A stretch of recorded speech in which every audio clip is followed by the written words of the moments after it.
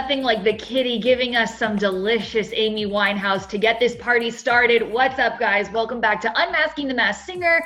Still in quarantine. I'm Deidre Behar, joined by...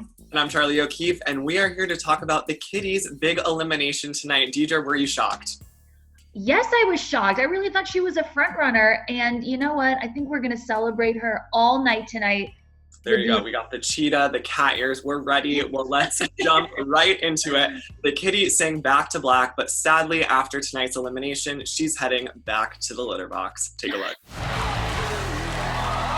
No! Jackie Evancho! I'm glad that this experience has given me the chance to kind of break out of that. So thank you. Indeed, break out of it. Oh, Charlie, I am proud of us. I have to totally gloat for a second. We figured out that it was Jackie Evancho, the little girl with the big voice, who's not such a little girl anymore. I think this show was so transformative for her in so many ways because we met her as a young girl and we were, so impressed by these vocal chops that she has. But she really proved on this show that I'm 20 years old now. Please stop thinking of me as a child. I'm a woman. And I think through the song choices that she made on this show, it's probably going to be an indicator of where her career goes next, like a little sexier, a little more grown up, a little more sophisticated. And like we saw with Hunter Hayes last week, it's a rebirth. And I think we're going to do that here again with the kitty, AKA Jackie Evancho. What did you think? I mean, I remember watching her on AGT when she was 10 years old. Now she's 20. Literally 10 years later, we're seeing her on another competition show, and it's a completely different Jackie. And like you said, it's kind of a rebirth story, and I'm excited to see where she goes from here, especially after some of the vocals we've heard throughout the past few weeks. I mean, girl's got some vocal cords, and she could definitely sing some pop songs as well. Yeah, I mean, I go back to that first performance of Dangerous Woman. I mean, we got leg, we got arm, we got all the sassy, like, burlesque elements in there. So I salute her. She's 20. She's a fierce woman, no pun intended. Go out and do you, Queen Jackie Evancho. I cannot wait to see what she does next. Exactly. And sadly, with Jackie gone, we do have something great to look forward to. We officially have our top 4 for season 3. We will be seeing this top 4 this week, next week, and eventually in 2 weeks, we'll be down to the top 3 for the season 3 finale. But we are going to jump right into it. And first up, we have the Frog, who is busting his moves week after week. Take a look. Pride was a dance to a different group. When you know what to do, just bust the move. Come on, everybody at your seats. Say yeah. All right, another week, the Frog. We're sticking with our OG guest, Bow Wow, of course. I'm going to be completely honest because I feel like my expectations are so high because he delivers so much every single week. This actually wasn't my favorite Frog performance. I really loved what he did last week where he performed more of a rock song that was super left field for him. Tonight just kind of felt like, that's what Bow Wow does. He raps and he gives us big performances. So he gets an A++ for energy and big performance. I mean, what did you think? Definitely still a front runner in my mind, and I think the judges' eyes as well. And speaking of the judges, I was very happy to see Mr. Robin Thicke guest Bow Wow for now 2 weeks in a row. So he's on to something.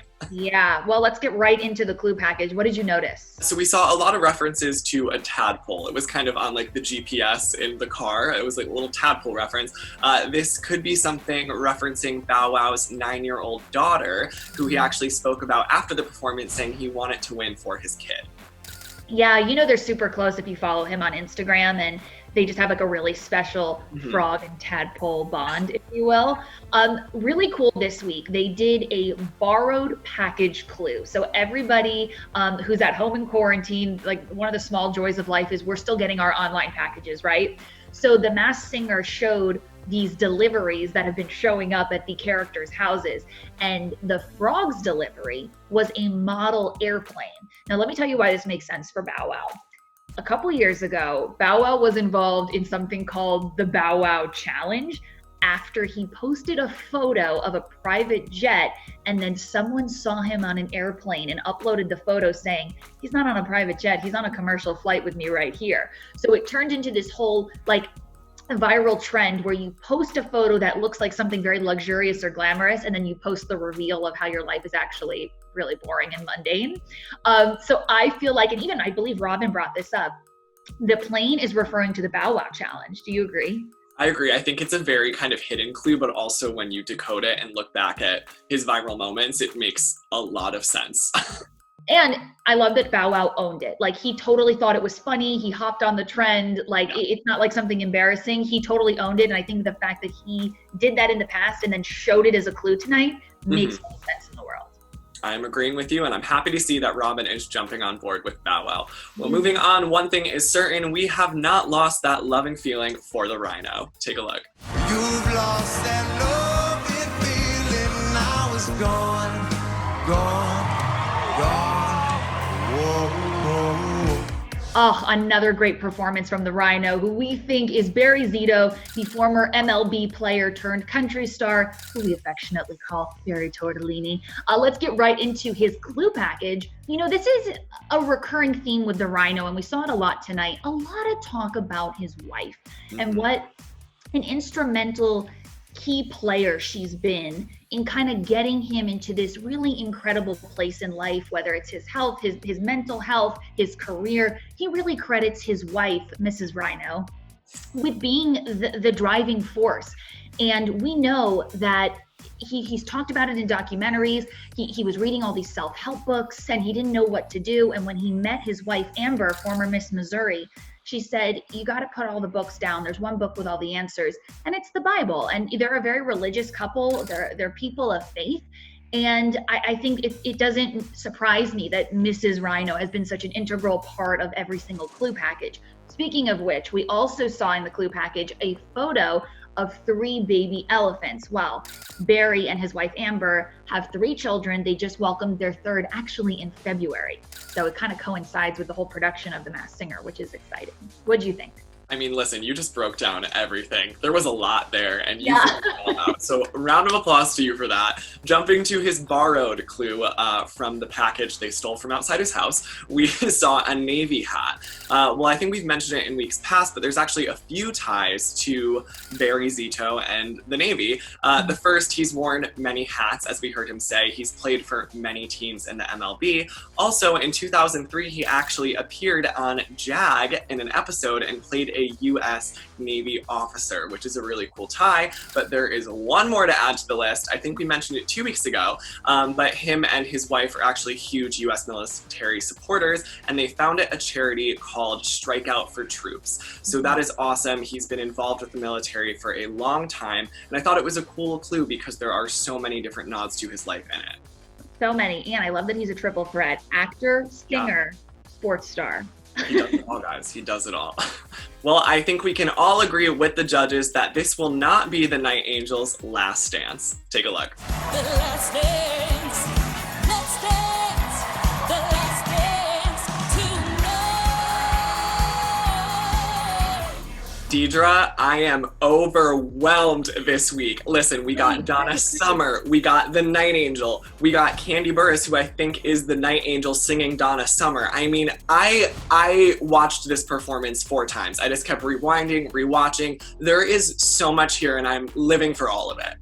You were absolutely born in the wrong era. Jumping right into the clue packages, we saw fan mail. We saw some different stacks of letters, all addressed to the Night Angel. Well, guys, fan mail is the name of the 1999 TLC album, which Candy helped co-write No Scrubs, which is on that album. And a little fun fact I didn't know, No Scrubs was actually originally going to go to her girl group, Escape, and it ended up with TLC. So Candy has a lot of ties here to the album fan mail. Wow, I'm glad you broke that down, because when I was watching that, I thought that was just a blatant screw the clue. I thought they were trying to mess with us and make us think that it's, chili or T-Boz, but yeah. I totally agree with you on that one. I want to move on to her borrowed package clue. So we got to see some Winter Wonderland stuff going on. We saw purple snow boots and some ski goggles. So I think the whole, like Ken pointed this out, the whole chill of it all, meaning, is it chilly? I think that, again, was a red herring. I think it's actually a tip to Candy Burris's spin-off show on Bravo called Candy's Ski Trip.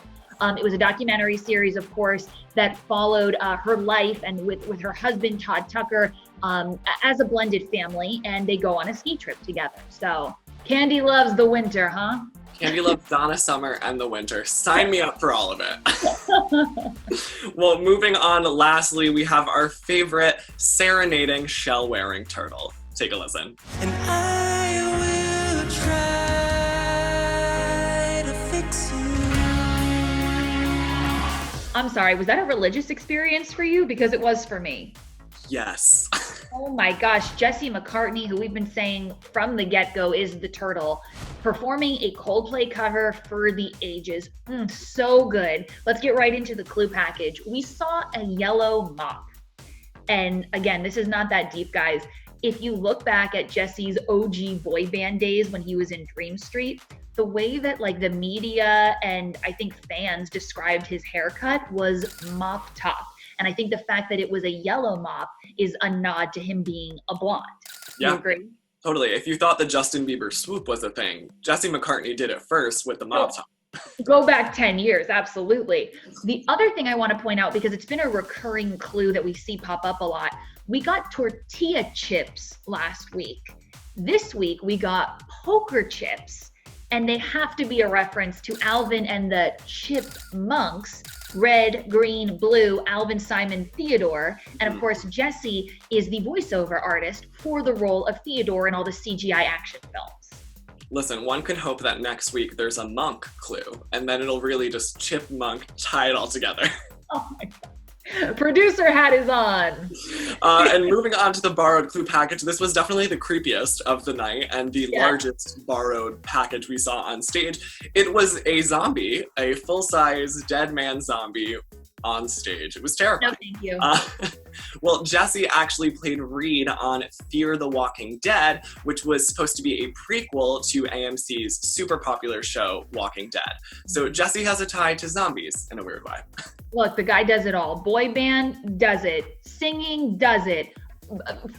Pretends to be a zombie on television, he does it. He is a Renaissance man, and honestly, after tonight, he's my pick to win.